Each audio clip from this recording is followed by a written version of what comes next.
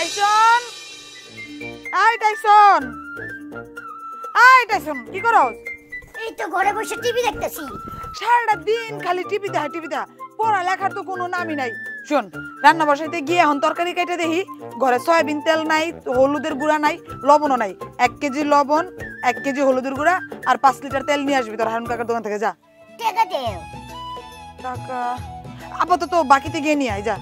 বাকি জানতে যাবো? ওই হারুন চাচার বিশাল ঠেড়া, ওই বাকিতে দিবার চাই না তো, মেলা কথা শোনায়।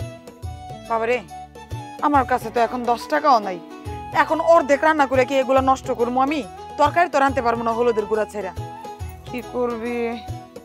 এক কাম কর, তোর হারুন চাচারে প্রথমে গিয়া এই জিনিসগুলো নিবি, দেওয়ার পরে যদি তোকে টাকা দে, পরে কবি মা একটু পরে আইতেছে, আইসা টাকা দিতেছে। আর যদি কয় না তুই টাকা দিবি, তাহলে তোর কাছে টাকা দিল না কেন? কবি চাচা, আমি তো ছোট মানুষ, আমি যদি হারাই ফেলি এই জন্য আমার কাছে টাকা দেয় নাই। মা একটু পরেই আইতেছে, আমি যাওয়ার আগেই মা এসে পড়বো, আমার দিয়া দেন, মা এসে আপনারা টাকাটা দিতেছে। এই বুদ্ধি করবি, ঠিক আছে? আচ্ছা ঠিক আছে, কি কি আনতে কইছো? 1 কেজি হলুদের গুঁড়া, 1 কেজি হলুদের গুঁড়া, 1 কেজি লবণ, 1 কেজি লবণ, 5 লিটার সয়াবিন তেল। 5 লিটার সয়াবিন তেল। হ্যাঁ, ঠিক আছে। বুঝিস কিন্তু ভালো করে কই যে মা একটু পরে আইসে টাকা দিতেছে, এটা কইয়া জিনিসগুলো নিয়ে আসবি। মনে করে নিয়ে আইস কিন্তু, আর তাড়াতাড়ি আইস। আচ্ছা ঠিক আছে। ভালো করে বুঝায় কইস। টুনির মা, তোমার টুনি কথা শুনে। কি রে টাইসন? আহ, কই যেতেছ বাবা? ওই যে হারুন চাচার দোকানে যাই। কে?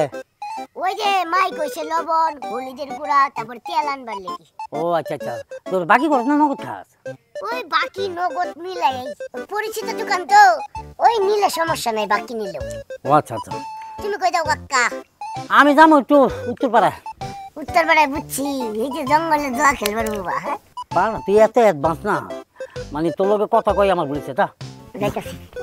উচিত কথা কইলেছো। উচিত না, তোর জঙ্গলের মধ্যে নিয়ে আম বড়ি কাবাব বানাম পাড়ার পাড়া। হারুন চাচা, কেডা? আমি। হ্যাঁ, কি খবর? ওই আম্মা একটু দোকানে পাঠাইছে। কি কইছে? আম্মাই কইছে 1 কেজি লবণ, 1 কেজি হলুদ আর তেল দিবার লাগি। টাকা দে। টাকা তো দেয় নাই। আম্মা কইছে একটু পরে আইই দিয়ে দিব টাকা।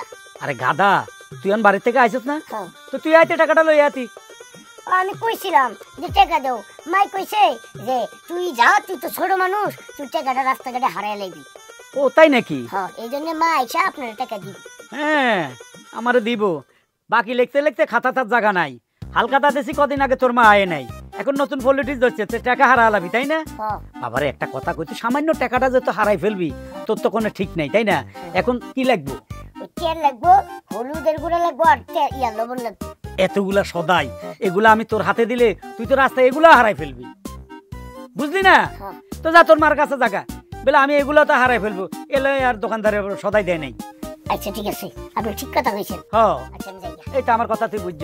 হ্যাঁ, তোর মা চলে, হ্যাঁ তোর মা নিজের বহুত চালাক মনে করে তাই না? আল্লাহর ফাহালা পলিটিক্স করে হারাইছে তোরে বাকি নিবার লাই। হ্যাঁ, মনে করছে না এত বড় গাদা আবার বাকি দিমু, দোকানটা আমার সালে উঠতেছে।